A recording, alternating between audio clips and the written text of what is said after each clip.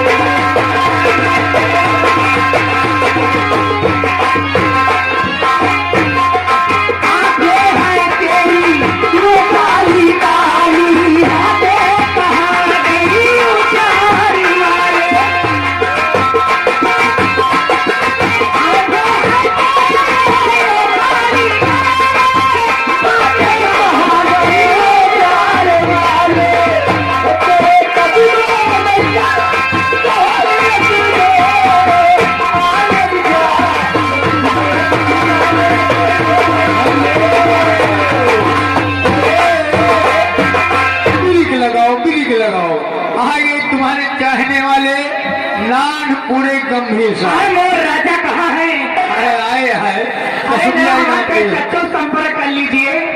कर रहे ये दारू बदनाम लगा हुआ 10 रुपया। अरे दारू बदनाम नशे में सारी दुनिया, दारू बदनाम नशे में सारी दुनिया, दारू बदनाम।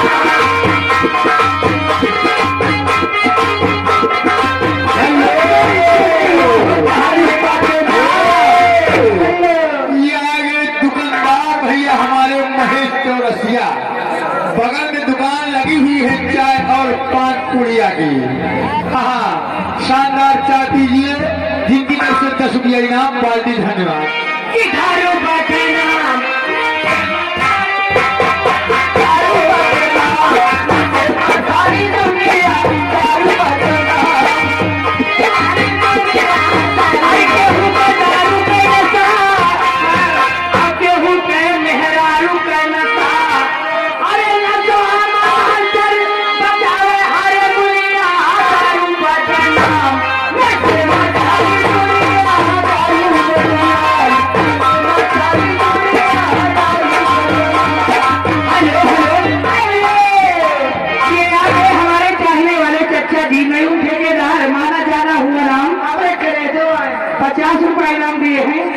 और मैं चाचा जी को शुक्रिया अदा करते हैं और कहना क्या चाहते कि तुम्हें दिल से कैसे जुदा हम करें, तुम्हें दिल से कैसे जुदा हम करें।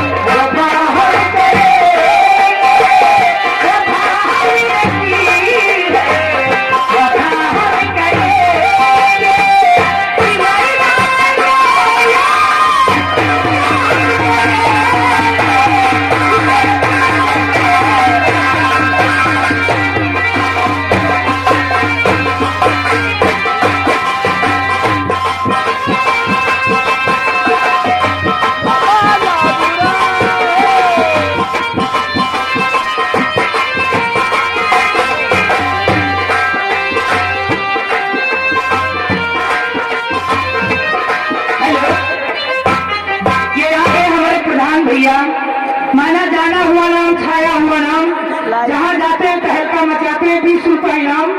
और मैं प्रधान जी को कहना क्या चाहती हूँ